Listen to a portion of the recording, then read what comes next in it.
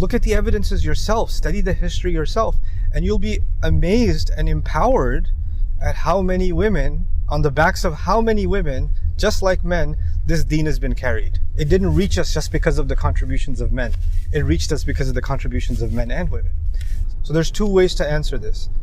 First, obviously, being a student of Qur'an, when somebody brings up an issue, I think about the Qur'an and I think about how would somebody who's navigated and scanned the entire book of Allah, how would they respond to this? The second place you'd go is like the seerah of the Prophet ﷺ, and say, how were women in the Prophet's life? What roles were they playing? How were they participating?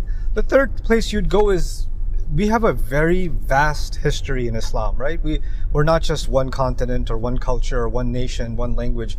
We span every continent, and we have a rich history in every continent. How were Muslims that were committed to their religion, men and women, playing their roles in all these different places throughout history? And if you scan all three, and you, with exceptions here and there, in the Quran, for example, there is no place where women are not being given or being put in a certain kind of cage. In the family, Allah did make men the head of the household. That is a leadership responsibility Allah gave men, which is why they're called qawwam, caretakers. And so they are responsible, and that's why they have to be financially responsible. So there's a leadership role there. But then there are other places in which women are taking leadership roles. Like at a very micro level, when Musa's mother lost Musa alayhi salam in the water, she also had Harun. Harun is the brother, but she sent the sister to go, because Harun's the older brother, so he already exists.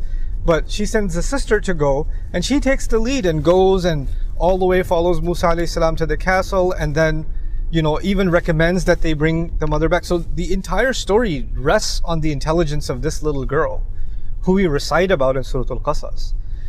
There are small examples, glimpses like this in the Quran, where women are outspoken, where women express themselves. What are the principles? The principle in Islam, Allah did not say women should, remain hidden. In fact, even the ayah وَقَرْنَ فِي بُيُوتِكُنَّ in Surah Al-Ahzab is talking about Ummahatul Mu'minin, it's talking about the mothers of the believers. And there's a reason for that, because they are considered our mothers forever. There's a reason they were given special instructions. In that same surah, Allah says, لَسْتُنَّ كَأَحَدٍ مِّنَ النِّسَاءِ, you're not like any other women. That's why they had, and no other woman will always be considered the entire ummah's mother. They cannot marry any other man after them. If they just walk around outside, even if they're fully covered, and some man says, I wonder if she's married, he's having a thought about his mother. Allah wants to prevent that completely from even happening, ever. So He tells them, وَقَرْنَ فِي بُيُوتِكُنَّ.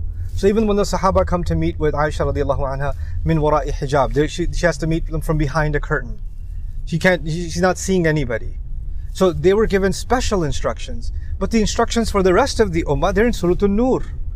So the special status of the women, the wives of the Prophet ﷺ, by and large, that's discussed in Surah Al-Ahzab. So what we've done is we've kind of conflated these things and made them into using that to generalize women are supposed to stay inside. But they didn't stay inside.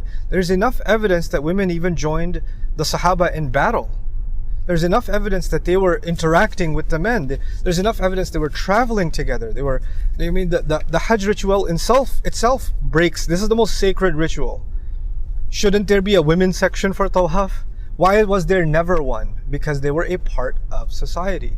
And the thing is that Allah gave us this deen based on fitrah. There's some natural things we're supposed to be inclined towards, like decency, the way a person dresses. Allah gave khimar to the women, not because it protects them from they're protected from the eyes of men, but actually they're protected from their own desire to show off, actually. If you study Surah An-Nur, that's what it's talking about. So once they observe these principles of haya, of modesty, of engagement, like the sisters of, or the two sisters in Madian who were getting the water from the well, they're engaged in a hostile, non-Muslim environment and they're working, right? So women being in a public space, women fulfilling a certain role that normally is associated with men, the Quran never condemned it. The Quran never spoke against it. And how somehow we think this is a modern idea. It's not a modern idea. It's a classical idea, and if you actually study Islamic history, you'll see throughout our tradition that this was a non-issue. And even in contemporary life, I like examples like Malaysia and Indonesia. I like these examples because these are very vibrant, very committed, very educated Muslim societies where women play a great role in the society while holding on to their Islam and their Islamic principles. It's a beautiful thing to see. And there's no reason for someone to think that's not supposed to be the case. Or you're not supposed to be in, oh, but women are meant to be, oh, doctors and teachers and nothing else. No, you can be a civil servant. Why not? What's wrong with you being a civil? What's wrong with you being a lawyer?